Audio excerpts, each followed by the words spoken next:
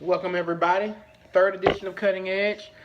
Like always, I'm Jermaine, and we just about to get right into it, guys. We're fixing to jump into it.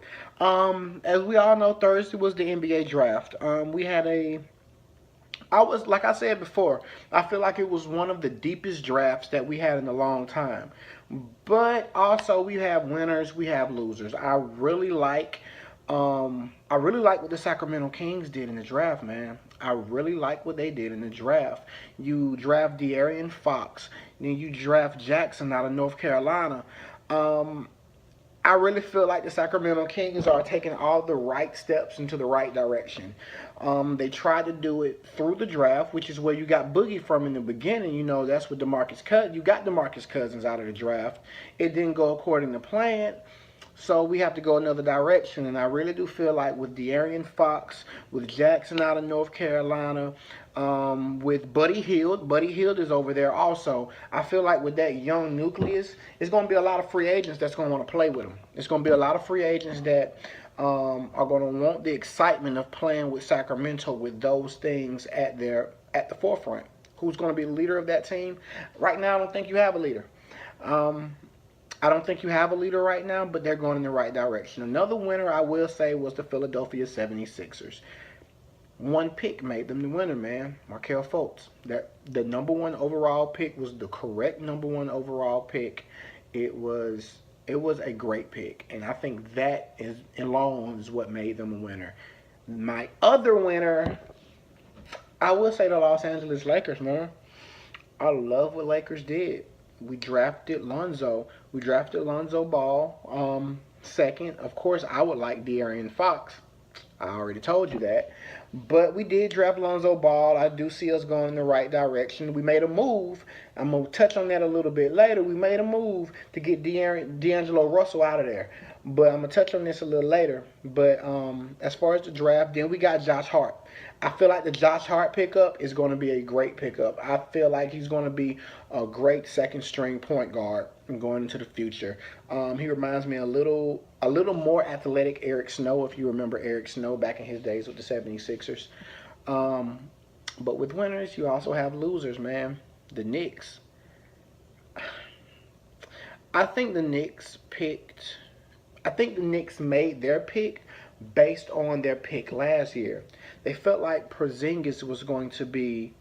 No one really felt like Porzingis was going to give you the impact that he has already given you. I don't understand why you put him on the trade block, which is what he's on right now. It was this ridiculous trade rumor that was out there about Porzingis going to the Suns for Devin Booker and the fourth overall pick. It didn't happen. Of course it didn't happen. It had better not have happened. That would have been a horrific deal for Phoenix to take. Completely crazy deal for Phoenix to take if they would have took him up on that offer.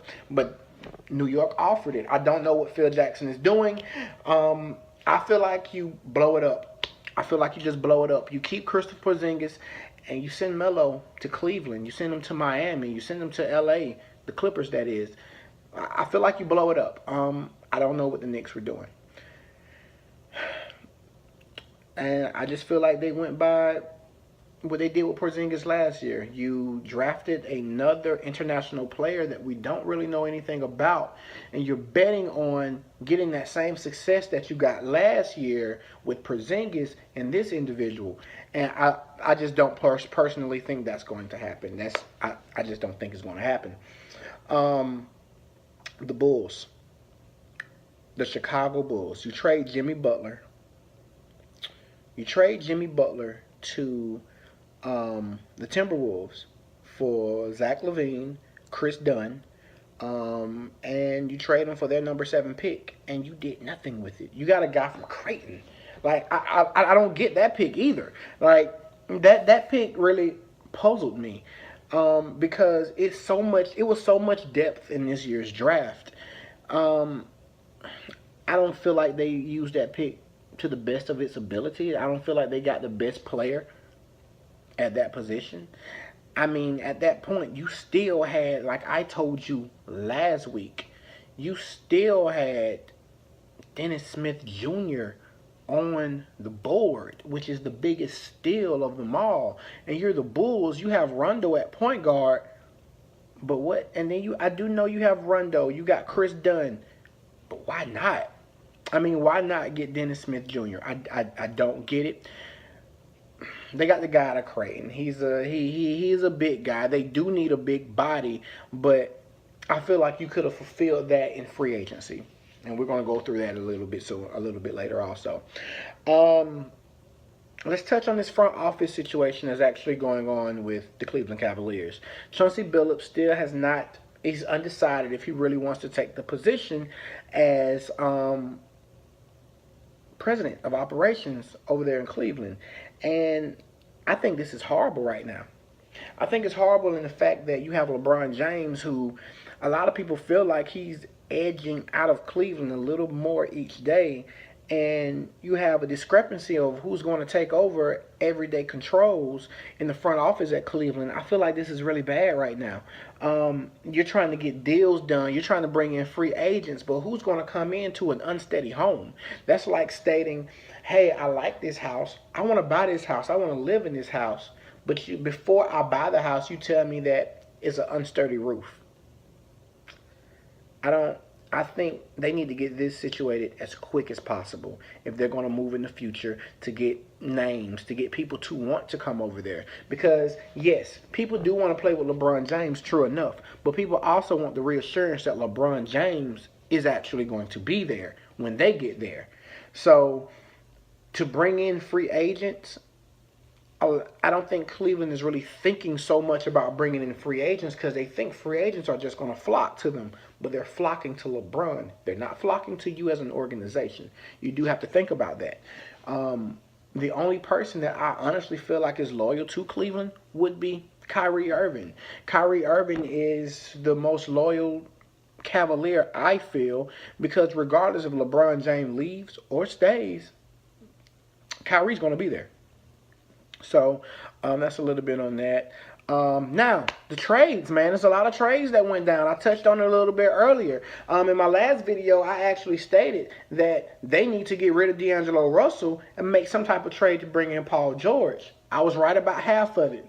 Lakers didn't get Paul George. What we got was we traded D'Angelo Russell to Brooklyn, and we got Brook Lopez, who averaged 20.3 points per game last year. So I think it was a steal for LA, being that LA is trying to go in a different direction by drafting Ball, being that LA is trying to go also in a different direction by also drafting Hart. You have to look at that. Those are two backcourt guys to go along with Jordan Clarkson, who we already have. So I feel like they're trying to go in a different direction. So they let go of D'Angelo Russell. We brought in Brook Lopez. Another thing that I touched on also, Jimmy Butler is now a Minnesota Timberwolf.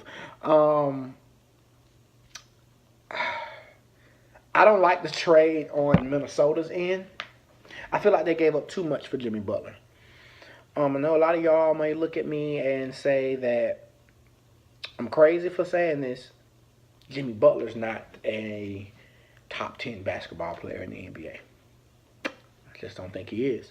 I don't think you give away young talent for Jimmy Butler. That much of young talent. You got Zach LaVine. I do understand that he's coming off of a major injury, but Zach LaVine is still a scorer. If he's put in a position as a starter, he can score. He's not just a dunker. That's the thing people don't understand about Zach LaVine. His three-point shot has increased dramatically. He puts the ball on the floor. He attacks the basket. He goes to the free throw line. His passing ability is really underlooked. Zach LaVine is a threat. He's a legitimate threat. Chris Dunn. Chris Dunn is going to be a monster. He's going to be a complete monster. And that's what you gave Chicago. Chicago now has Zach LaVine, probably still going to come off the bench behind Dwayne Wade if he stays.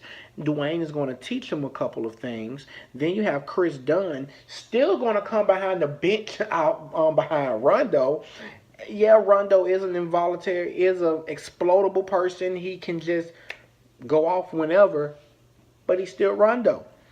So I'm pretty sure that Dunn is going to learn a lot from him by playing behind him. But we had that. Now this is the big news that's coming out of Cleveland, coming out of Indiana, coming out of Denver. They're talking about a three-way trade, which would send Kevin Love now to Denver. It'll send draft picks. That's how, as much as we know now. It'll send some draft picks to Indiana, and it'll send Paul George to the Cavaliers. This is why I say LA should have made the move. The only thing that I can honestly say that is halting this trade to actually go official is what we touched on previous. The front office in Cleveland. It's in disarray right now. No one knows what's going on, who's handling everything. I feel like that has a lot to do with what's holding up this trade, because as far as I'm concerned, this trade is pretty much finalized. So barring something extravagant, the trade's done. Will Paul George stay? Who knows? Like I said, if Cleveland win the championship, Paul George would be a fool to leave. And I'm a Laker fan. Paul George would be a complete fool to leave if they win the championship. So we're going to see how that plays out. We talked about free agents a little bit earlier. Some free agents that's actually out there right now. These are my top 5 free agents that are actually out there right now. We have Blake Griffin, who just became one this last week. We have Chris Paul. We have Kyle Lowry. Remember that. We have Kyle Lowry. Nerlens Noel. Kelly Olynyk. Gordon Hayward. Kelly Olynyk, I honestly see him going... The perfect fit for him, I feel like he's the most valuable of all of these free agents, and that might be crazy coming from me. He is the most valuable of all of these free agents. He is a big man who can put the ball in the hole by putting it on the floor, driving to the basket, back to the basket, hook shots, a three-pointer. He's a big man that can shoot the three. Do you know how valuable that is?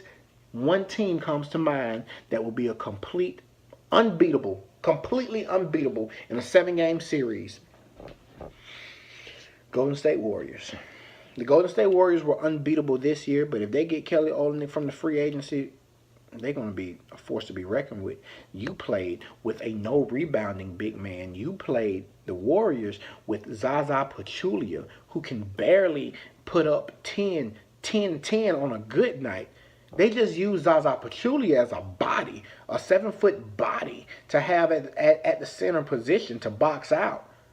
Imagine if you had a big man that was actually effective. That'd be insane. But hey, that's what we're going to do. That's what they're going to do, I feel like. I feel like they're going to go after him. Of course, they're going to go after Blake Griffin, but it's not going to be a lot of money that's going to be offered in that retrospect, but they're going to go after them. Touch on a little bit other things. The award show was last night. Awesome speech. You have to give it up. Awesome speech, Russell Westbrook. You deserve everything you got. Russell Westbrook won the Most Valuable Player award last night. The first player, since Oscar Robertson to average a triple-double. Amazing season. The playoffs didn't go according to plan for you, but you played with your heart. You left everything on the court. Congratulations, Russell Westbrook. Draymond Green, Defensive Player of the Year. Mike D'Antoni, once again, he went back to his Phoenix days and won Coach of the Year with the Houston Rockets. Most Improved Player of the Year, I feel like was a landslide. It was the Greek Freak out of Milwaukee. I feel like that was a landslide. Eric Gordon, he won Sixth Man of the Year. Rookie of the Year, Malcolm Brogdon. I like that. I really do. I like that. So that was the little rundown of the award ceremony that was last night. I feel like everybody was fitting of the awards they won. I can't really have any discrepancies with it. As I stated, congratulations to all of you all. But that was it. That was the cutting edge for this week. I'd like to say thank you for everybody that's subscribing. Keep subscribing, keep posting, keep telling your friends about the channel so you can get just a brief rundown of what happens in the NBA week to week to week. Once again, my name is Jermaine. You all have an awesome day. One love.